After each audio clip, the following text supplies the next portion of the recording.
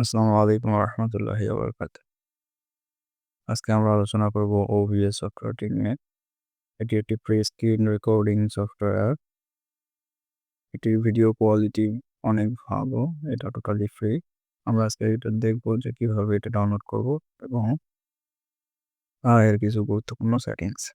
তো আমরা কথা না বাড়িয়ে আমরা যে কোনো একটি ক্রোম ব্রাউজার ওপেন করে নিব। নেওয়ার পর এখানে সার্চ করব OBS স্টুডিও।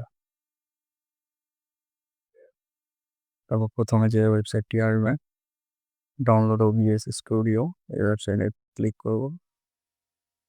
এখানে উইন্ডোজ, ম্যাক এবং লিনাক্স ৩টি অপারেটিং সিস্টেমের জন্য অ্যাভেলেবেল রয়েছে।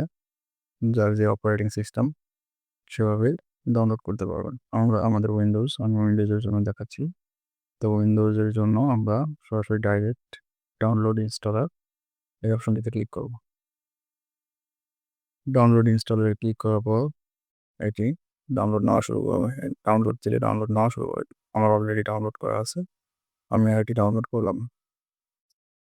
ডাউনলোড করার পর আপনারা আপনাদের পিসি ডাউনলোড ফোল্ডারে দেখতে পাবেন যে OBS স্টুডিও নামে একটা ফাইল রয়েছে।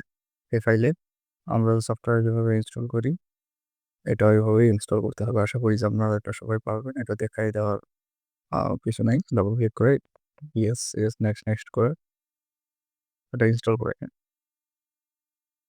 তো তারপর আপনাদের যখন এটা ইনস্টল হয়ে যাবে তারপর আপনারা দেখতে পারবেন যে ডেস্কটপে OBS স্টুডিও নামে একটা আইকন রয়েছে। এখানে ডাবল ক্লিক করে দেবেন, করে সফটওয়্যারটি ওপেন করে নেবেন। সফটওয়্যারটি ওপেন করার পর আপনাদের এরকম ইন্টারফেস থাকবে না। আপনাদের এরকম আমি দেখাচ্ছি। ঠিক এরকম একটা ইন্টারফেস পাবেন আপনারা প্রথমেই। তো প্রথমে আপনাদের কি করতে হবে, প্লাস আইকনে একটা ক্লিক করতে হবে। তার উপরে ডিসপ্লে ক্যাপচার নামে একটা অপশন আছে, এই অপশনে ক্লিক করতে হবে। দেন হিট ওকে। ওকে, তারপর আপনারা দেখতে পারবেন এখানে যে আমাদের স্ক্রিনে কি রেকর্ড হচ্ছে সেটা আপনারা দেখতে পারবেন। এখন আপনারা যদি স্টার্ট রেকর্ডিং এ ক্লিক করেন তাহলে রেকর্ডিংটা স্টার্ট হয়ে যাবে। আর কিছু সেটিংস রয়েছে যেগুলো করলে আমরা আমাদের আউটপুটটা আরও বেটার পেতে পারি। তো আমরা সেটিংসে দেবো।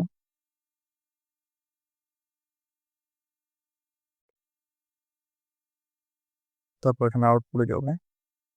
আউটপুটে যাওয়ার পরে এখানে আমরা রেকর্ডিং পাথ, আমরা ভিডিওটা কোথায় সেভ করতে পারি সেই পাথটা ব্রাউজ করে সিলেক্ট করে দিতে পারবো। তারপর রেকর্ডিং কোয়ালিটি, এটা এই কোয়ালিটি মিডিয়াম সাইজ এটাই থাকবে।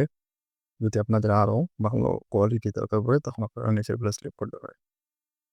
এবং এখানে অনেকগুলো অপশন রয়েছে, তার মধ্যে এনকেভিতে আপনারা চাইলে রেকর্ড করতে পারেন। এনকেভিতে রেকর্ড করলে দেখা যায় যে অনেক সময় অনেক সফটওয়্যার একটু সমস্যা করতে পারে। তো আমরা এটা অটোমেটিক করে রাখবো। সফটওয়্যার এটাই থাকবে ডিফল্ট। এটা আমরা অ্যাপ্লাই করে ওকে ক্লিক করে দিব। তারপর আছে অডিওতে কোনো কিছু চেঞ্জ করার প্রয়োজন নেই। সাধারণত আমাদের সেটিংসের মধ্যে একটু করলে মোটামুটি আমরা ভালো একটা আউটপুট পাবো। এবং এখানে ভিডিওর মধ্যে রয়েছে base resolution, output resolution. Base রেজুলেশনটা এটা দেখাবো আমার মনিটরের রেজুলেশন অনুযায়ী, এবং আউটপুট রেজুলেশনটা আমরা মনিটরের রেজুলেশন অনুযায়ী এটা সিলেক্ট করে দিই। আমরা দুটাই সেম রাখবো। এবং FPS ভ্যালু এটা সাধারণত 60 করে দিলে ভালো একটা আউটপুট পাওয়া যায়। আমরা এটাকে 60 করে দিই। 60 করে দেওয়ার পরে আমরা অ্যাপ্লাই বাটনে ক্লিক করে ওকে ক্লিক করব। তারপর মোটামুটি আমাদের সেটিংসের কাজ শেষ।